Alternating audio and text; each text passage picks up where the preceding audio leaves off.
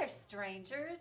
It's been a really long time since we've had one of these Art Teacherin 101s for no reason other than laziness on my part and a lack of commitment. I'm sorry, I just can't seem to commit. I'm gonna try though. I'm gonna try. But that's not why we're here to talk about my lack of commitment. I'll save that story for my therapist. I thought we could talk today about back to school and all the amazing things that we are seeing on all social media. All the incredible art rooms I have been seeing pictures of has me definitely inspired, but also having feelings of inadequacy. I'm not going to lie. Every year I am inspired to come in my art room and start working, but I'm not really inspired until school starts.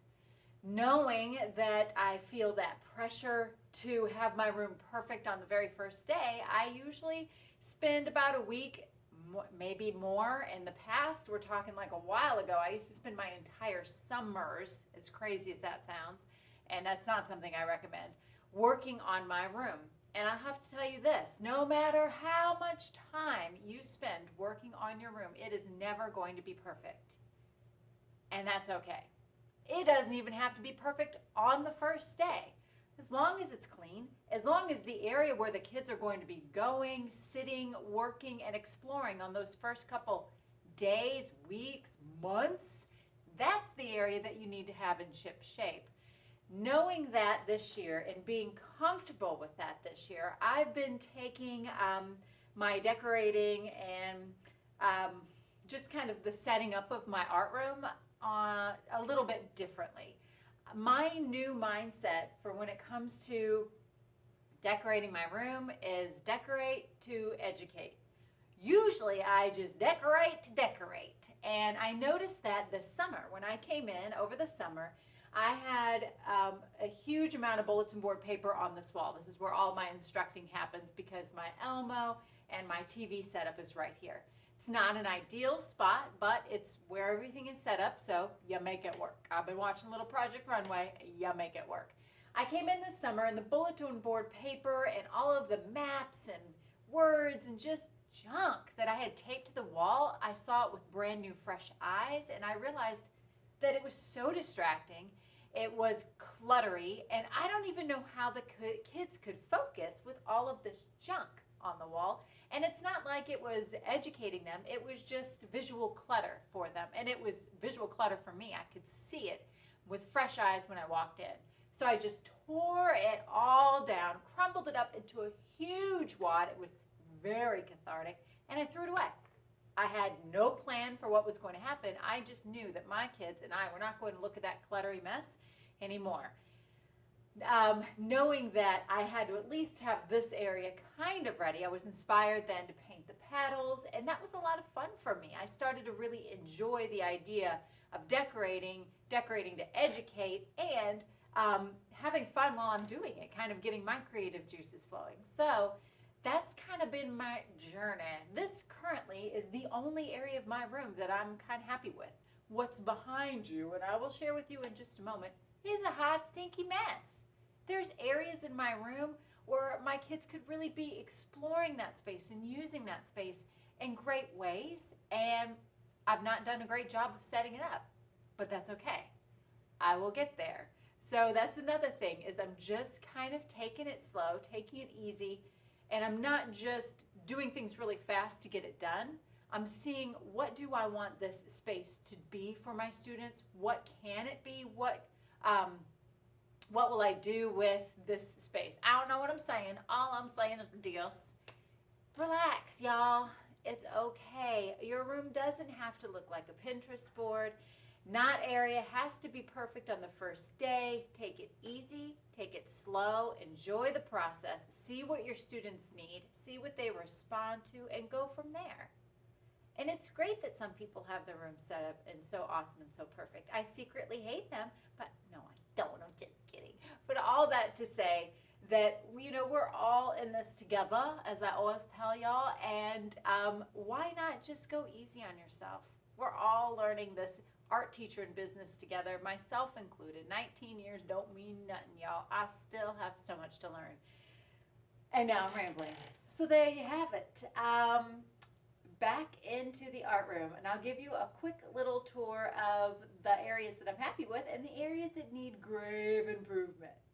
So this is where I was just sitting, happy with this area. I think it looks nice. I've got my tints and shades over here. Sorry, my ladder's in the way. I was climbing.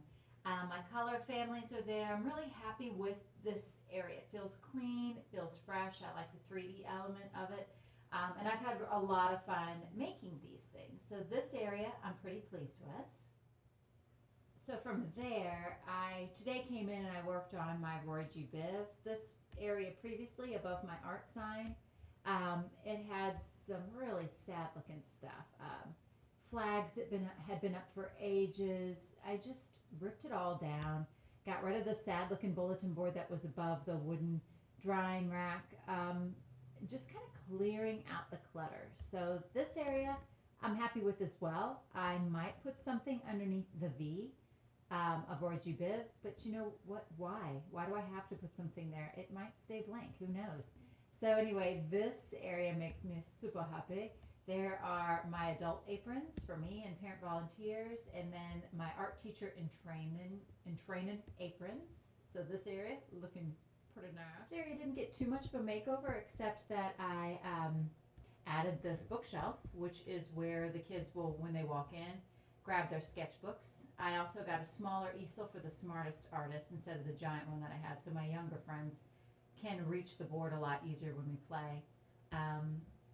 I am in need of redoing my sign on my door. I love what it says, but it was created even before I was married. I still have the MS, not the MRS.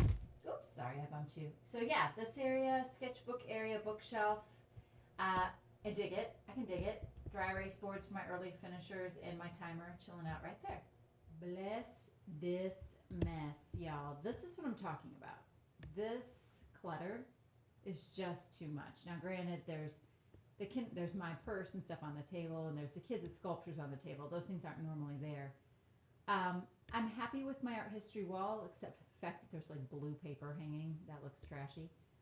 I do want to eventually put something above this. I previously had things hanging from the ceiling, and the fire marshal said, nah.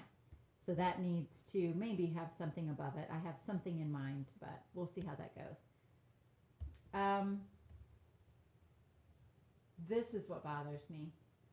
The think, imagine, create, inspire. You can't hardly see it. It just feels very busy. That beyond, or that on that side of the room, that's like my area. And as you can see, it's a hot, smelly mess. And a random bookshelf that I need to find a place for. That's the blue thing on the left. I did manage to get my counters kind of clean, so I'm working through that. And I got some cans to hold paintbrushes to kind of get them up and off the counter. So I'm excited about that as well. But I need to finish my alphabet, which that's something I'm just starting. So there's still a lot to do. I have one small corner that looks good, and then there's this. And then there's the Jungle Lounge, which currently is a place for sculptures. The kids haven't really had a chance to go and explore the early finishing area in there. And honestly, I've had that painting on the window for some time. The trees are getting pretty damaged. And I kind of want to paint my gong. So this area probably won't get a facelift anytime soon, but it's definitely on the list.